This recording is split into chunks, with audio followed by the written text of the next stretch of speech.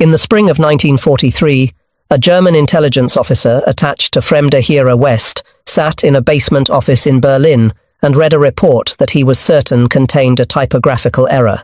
According to captured Allied logistics documents cross-referenced with aerial reconnaissance summaries, a single American factory in a suburb of Detroit was now producing more medium tanks per month than every German tank plant combined.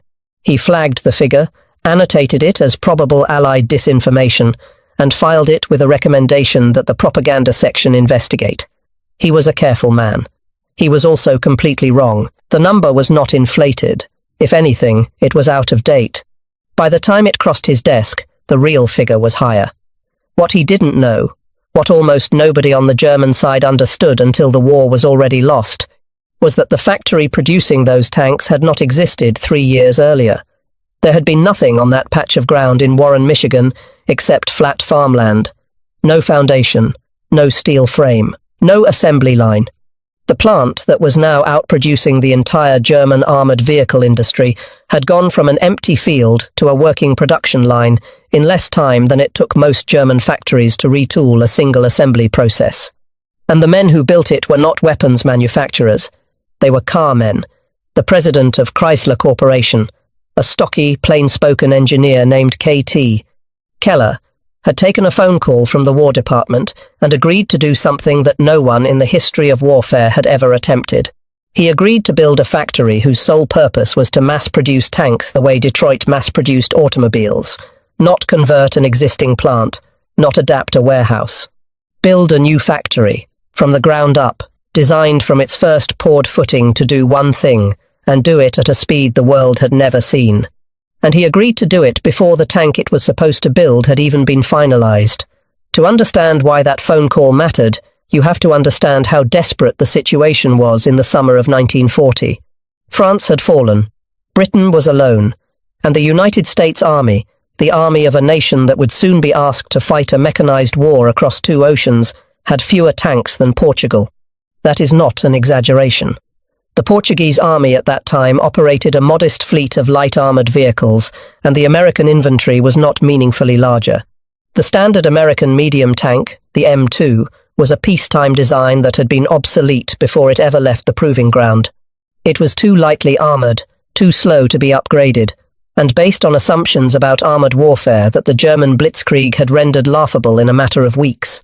The War Department knew it. The Army's ordnance officers knew it.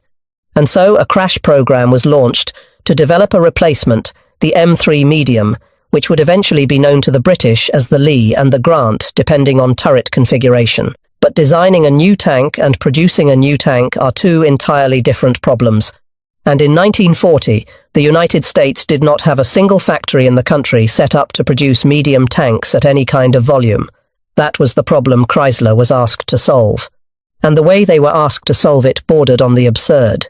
The M3 was still being designed at Aberdeen Proving Ground in Maryland when Chrysler engineers began receiving the first partial blueprints. The drawings were incomplete. Specifications changed weekly. The tank's hull shape, armor thickness, turret design, and engine mounting were all still in flux, which meant that Chrysler was being asked to design production tooling, plan an assembly sequence, and lay out an entire factory floor for a vehicle that did not yet exist in final form. In any normal industrial context, this would have been grounds to walk away from the contract. Keller did not walk away.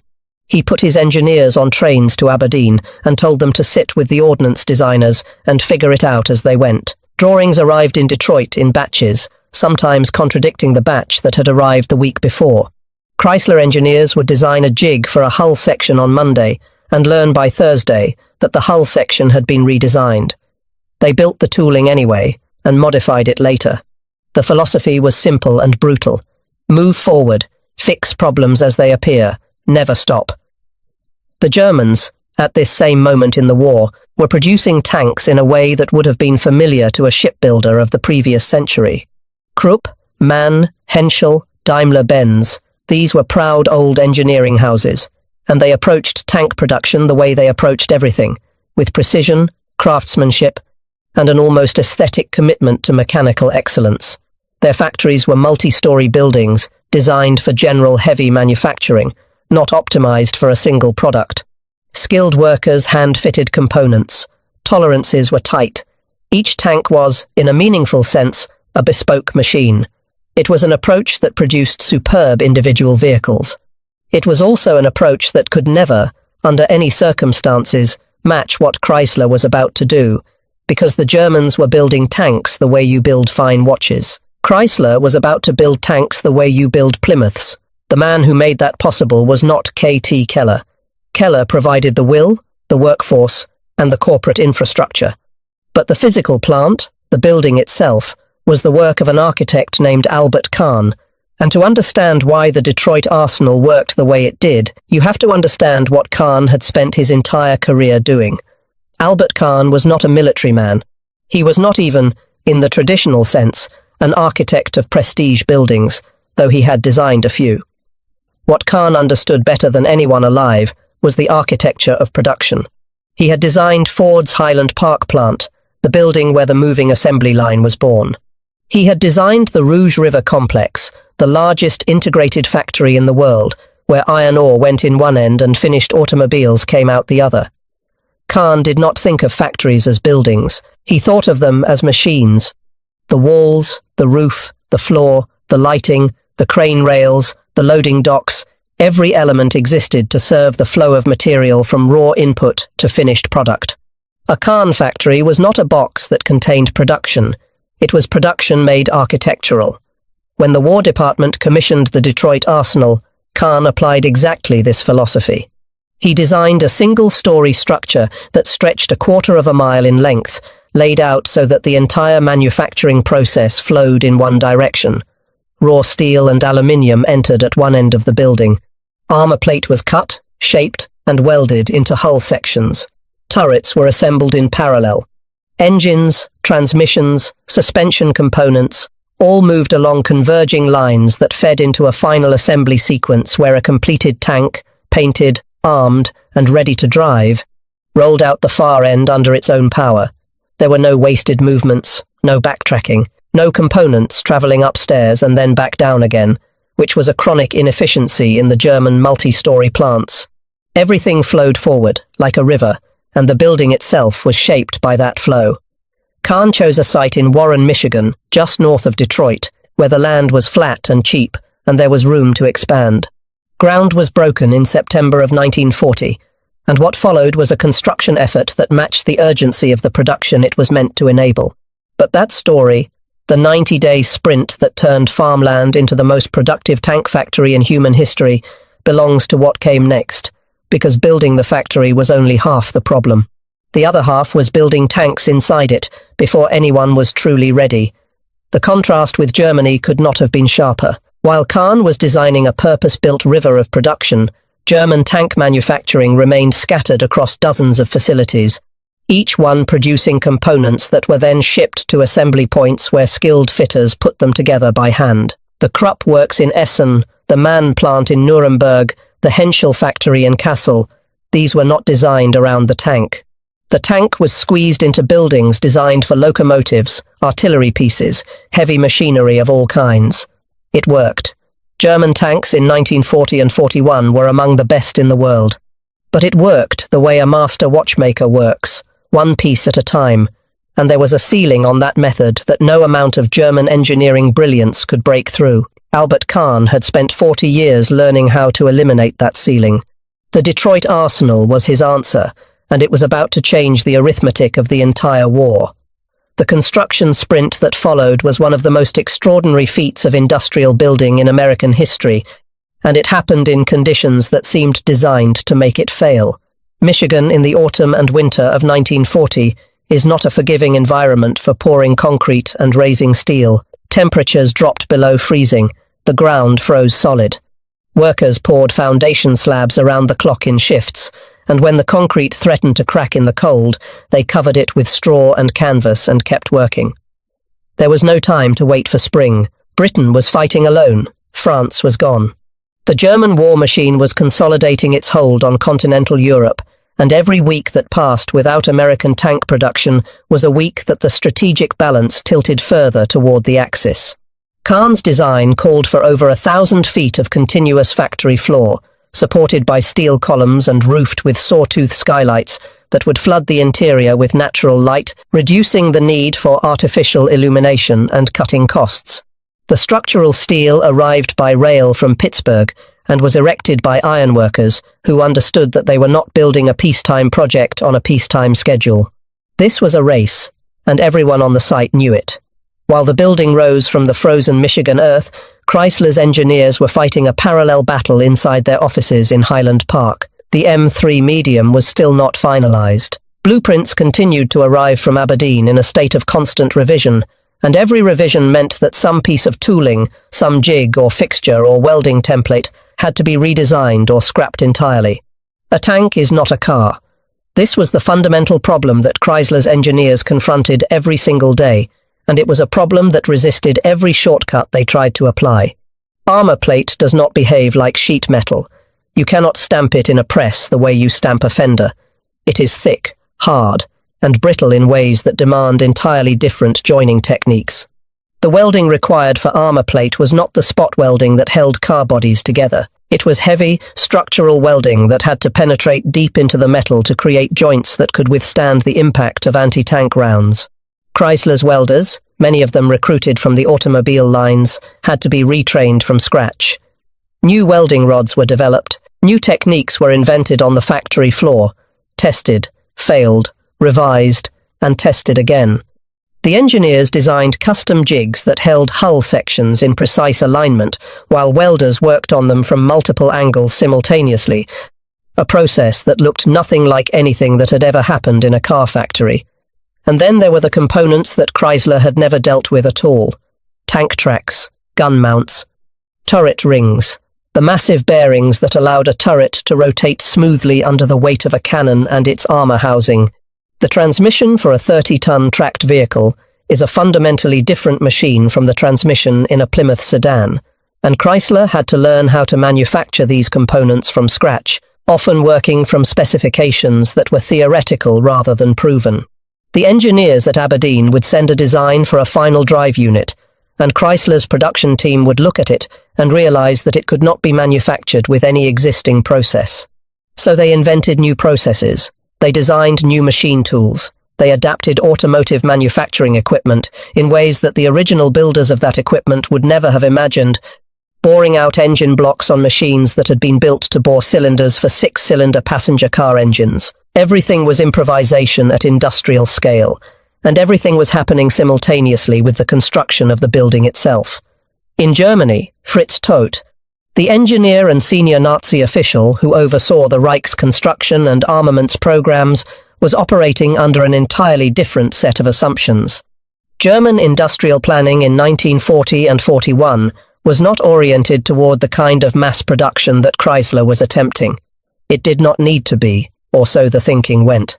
Germany had conquered most of Europe with a relatively small number of tanks, produced at modest rates by multiple competing firms. The Panzer III and Panzer IV were excellent machines, and they were being built in quantities that matched the Wehrmacht's operational needs, as those needs were understood at the time. The idea of building a single, purpose-designed factory that could produce thousands of tanks per year would have struck Todt and his planners as wasteful, unnecessary, and frankly, American in the worst sense of the word. They believed in quality, in engineering superiority, in the idea that a better tank would always defeat a merely adequate tank regardless of numbers. It was a belief that had been validated by every campaign so far. It was also a belief that was about to be tested to destruction. The first M3 Lee medium tank rolled off the line at the Detroit Arsenal in April of 1941, roughly 7 months after ground had been broken on the site. 7 months from an empty field to a functioning tank factory producing a vehicle that had not existed in final form when construction began. Nothing like it had ever been done before. The M3 was not a great tank. Its main gun was mounted in a side sponson rather than a turret, which limited its traverse and made the vehicle tall and conspicuous. It was a compromise design, a stopgap built to get a 75mm gun into the field while a proper turreted design was developed. But it was a tank, it worked, and it was rolling out of Warren, Michigan, at a rate that accelerated with every passing month. The early production runs were rough. Quality control problems plagued the first batches. Armor plates that did not fit flush, welds that had to be ground down and redone, engines that overheated during break-in runs on the test track behind the factory. Chrysler's quality inspectors, drawn from the automobile industry where a cosmetic flaw meant a customer complaint and a structural flaw meant a recall, applied standards that sometimes clashed with the Army's urgency. The Army wanted tanks now. Chrysler's men wanted tanks that worked. The tension between speed and quality was constant, and it was resolved not by choosing one over the other, but by getting better at both simultaneously, which is the hard way, and the only way that actually works.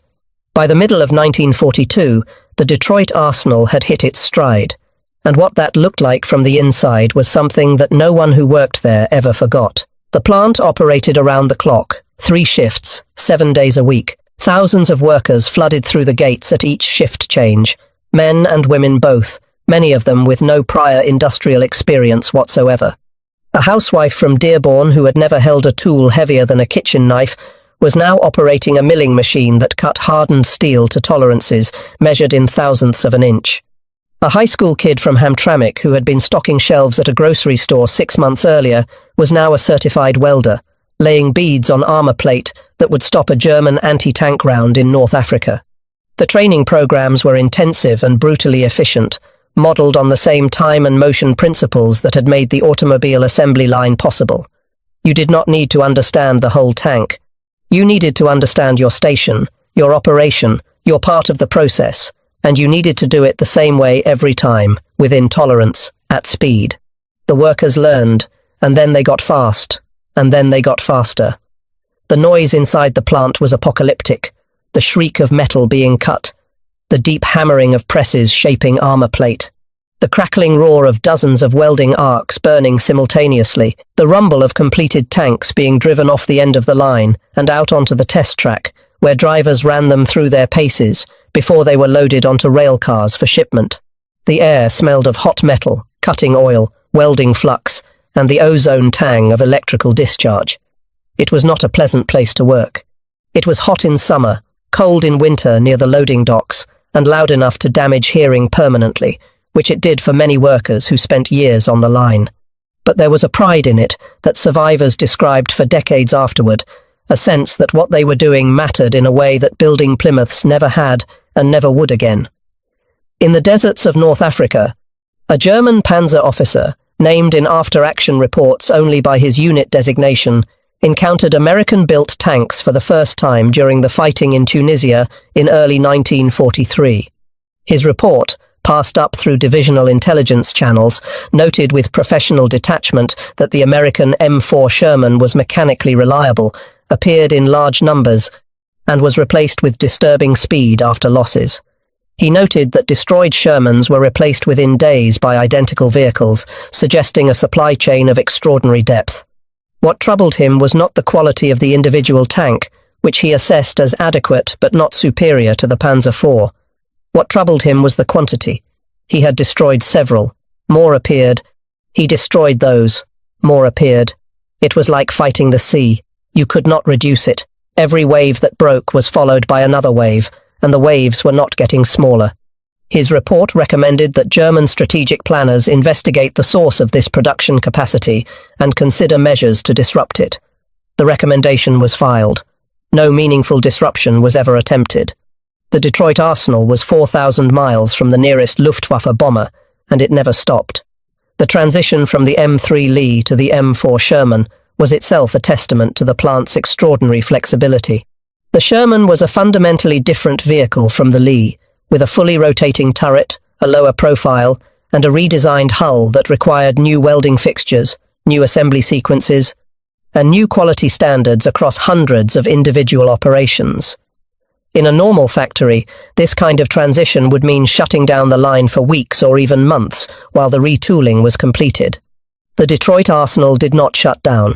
Chrysler's production engineers, led by men who had managed model year changeovers in the automobile industry, planned the transition so that M3 production tapered gradually, while M4 production ramped up on parallel sections of the line. There was a period when both tanks were being built simultaneously in the same building, which required a level of logistical coordination that bordered on the impossible, different parts flowing to different stations. Different jigs stored and swapped depending on which vehicle was at which point in the sequence. It was messy, chaotic, and it worked, because the men and women managing it had spent their careers doing exactly this kind of thing for Chrysler's annual model changes, and a new tank was, at the level of production management, not fundamentally different from a new sedan.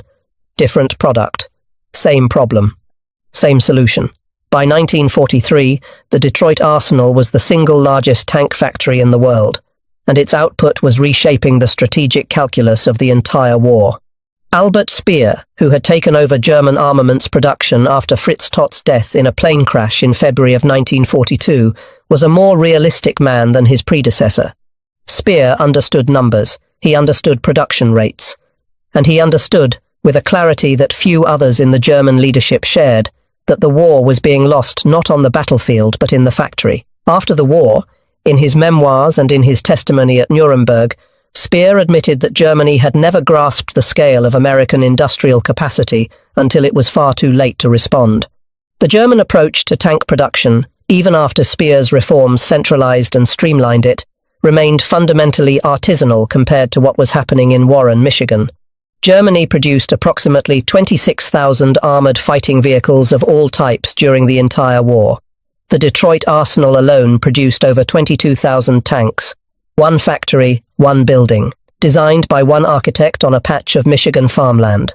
The arithmetic was unanswerable, and Speer knew it. The strategic picture that emerged from the Detroit Arsenal's production record is one that reshapes how you think about the war itself. The story of the Second World War is often told as a story of battles, of generals, of soldiers fighting favored the side that could build more, faster, without stopping. What tends to get lost in the strategic overview is what it cost the people who made it happen. Not in money, though the cost in money was enormous. What it cost in human terms. The workers who built tanks at the Detroit Arsenal did not fight. They did not carry rifles. They did not wade ashore under fire, or advance through hedgerows or freeze in foxholes in the Ardennes. But they gave up years of their lives to a factory that ran around the clock and never rested. They breathed metal dust and welding fumes. They lost fingers to presses and hearing to noise. They worked double shifts when the production targets increased, and the production targets always increased. The women who entered the plant in 1942 and 43, who learned to weld and rivet and operate lathes, did so while raising children, managing households, and living with the constant knowledge that the tanks they were building were being shipped to places where their husbands and sons and brothers were fighting and dying. The connection between the assembly line and the battlefield was not abstract to them. It was personal, daily, and inescapable. Every tank that left the factory was going to war.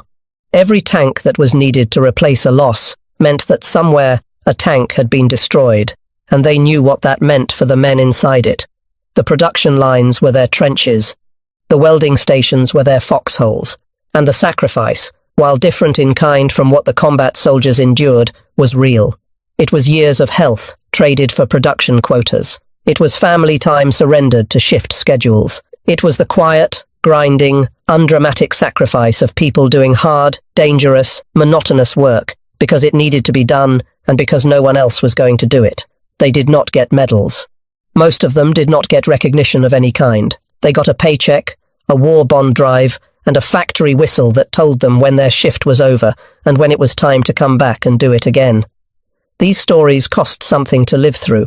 Not just for the soldiers who crewed the tanks, but for the people who built them. The men and women who walked through those factory gates every day carried a weight that doesn't show up in production statistics or strategic assessments. They carried the knowledge that what they built would either save a life or arrive too late, and they could not control which. All they could do and dying on beaches and in forests and across frozen steppes. And that is true. Those stories are real. But underneath every one of those stories is another story. A story of production, of logistics, of the vast industrial machinery that put weapons in the hands of the men who fought. The Detroit Arsenal is one of the purest expressions of that underlying story. Over 22,000 tanks rolled out of that building between 1941 and 1945. Those tanks fought in North Africa, in Sicily, in Italy, in France, in Belgium, in Germany itself. They fought in the Pacific. They were shipped to the British under Lend-Lease and fought at El Alamein. They were shipped to the Soviets and fought on the Eastern Front. A single factory in a suburb of Detroit armed half the world. And it circles back to that German intelligence officer in his Berlin basement, the one who read the production report and marked it as probable disinformation. His instinct was understandable. The numbers did look like propaganda. They looked like the kind of inflated figures that every nation publishes to intimidate its enemies and reassure its citizens. But the numbers were real. They were, if anything, conservative. And the reason he could not believe them was not that he was a fool. He was a professional, trained to assess enemy capabilities with cold objectivity. The reason he could not believe them was that nothing in his experience, nothing in the entire German industrial tradition, had prepared him for the possibility that a country could build a tank factory from nothing in 7 months and then use it to outproduce every factory in the Reich combined. It was not a failure of intelligence. It was a failure of imagination. The Germans could not conceive of what Chrysler and Kahn had done because they had never seen anything like it, because nothing like it had ever existed before. Heinz Guderian, the father of German armoured warfare and one of the finest tactical minds of the war, understood the problem in purely military terms. You could build the best tank in the world, and the Germans arguably did with the Panther and the Tiger. You could train the best crews. You could develop the best tactics. But if the enemy could replace his losses faster than you could inflict them, then every battle you won was a battle that brought you closer to defeat, because you were spending a resource you could not replenish against a supply that seemed to have no limit. Guderian made this argument to Hitler. Hitler did not listen. But Guderian was right, and the Detroit arsenal was the reason he was right. The factory did not just produce tanks, it produced inevitability. Every Sherman that rolled off that line was a small, steel-plated piece of arithmetic, and the arithmetic always do was build another one, and another one, and another one, and trust that somewhere on the other side of the world, it would matter. It did matter. 22,000 times, it mattered. And the least we can do is remember that those tanks didn't build themselves. They were built by people who gave up something they never got back, so that the numbers would be there when the numbers were needed. Their story deserves to be remembered.